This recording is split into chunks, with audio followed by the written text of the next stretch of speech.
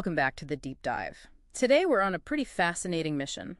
We're looking at whether you can actually force an advanced AI, something like a Grok 4 or ChatGPT 5, to forecast a real phase shift. Right, that moment when a whole system just tips over, Yeah. a nonlinear collapse. Exactly. And what the research shows is really striking.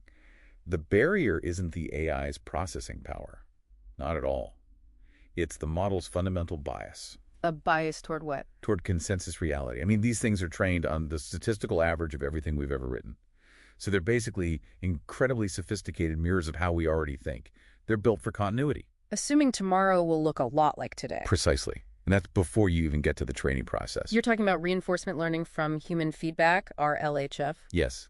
It acts as a kind of consensus engineering tool. Yeah. If a human reviewer sees something that's way outside the mainstream, The Overton window, right? exactly, they penalize it. So the AI learns very quickly to just reject radical ideas. So what happened when the researchers gave it this detailed collapse scenario? It flat out rejected it, called it, and this is a direct quote, purely fictional, extremely high effort doomsday fanfic. Fanfic. Wow. And it gave it like a less than 2% chance of being right. Okay, so how do you fight that? How do you persuade a system that's designed to ignore you? Well, that was the goal. They had to switch its entire mode of thinking, move it away from probabilistic forecasting, which always favors stability, and push it into what they call deterministic causal simulation. So less what's likely to happen and more, if A happens, then B must happen. You've got it. They had to deconstruct the AI's macro resilience bias, the comfy airplane view. And they did this with something called the full zoom strategy. Yes, it's about dismantling the big picture with undeniable small picture facts. Can you give us an example of that, a concrete one? Sure. So the AI would point to, say, strong headline GDP growth, 3.3%, as proof that everything was fine, stable. The user then forced it to zoom in to look at why that number was high. And it turned out it was chemically engineered by a massive 29.9% plunge in imports. So it wasn't real growth at all. It was hollow. It was masking a systemic contraction. And that was just the start. Because one misleading indicator isn't enough to prove total collapse. Not even close. This is the real core of the insight. To get it to believe, they had to fuse 5 normally separate domains. Things like psychology, economics, geopolitics. Wait, hold on. Fusing 5 different complex models, wouldn't that just create a ton of noise and confusion? You'd think so. But they built it as a closed-loop feedback system. Each part reinforced the others.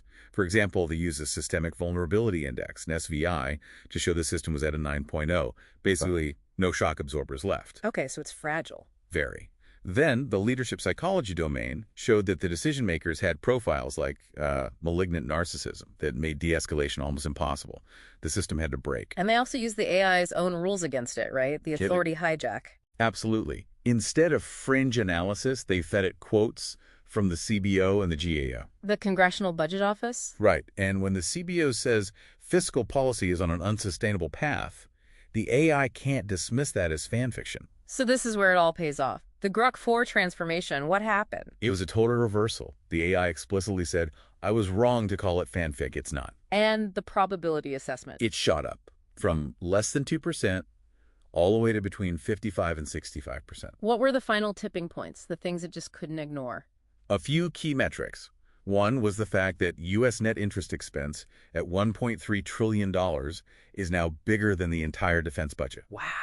Combine that with the SVI of 9.0, and the AI had to conclude the system was a glass cannon. So it finally saw the scenario not as some random black swan, but as a gray rhino. A huge, obvious, ignored threat charging right at you, yes. So if we connect this all back, the real problem isn't the AI, it's us. It seems that way. The source material suggests that difficulty in modeling collapse is really just a reflection of our own psychological inertia. We have to actively force these tools to look past the noise we create. Which brings us to the final thought for you.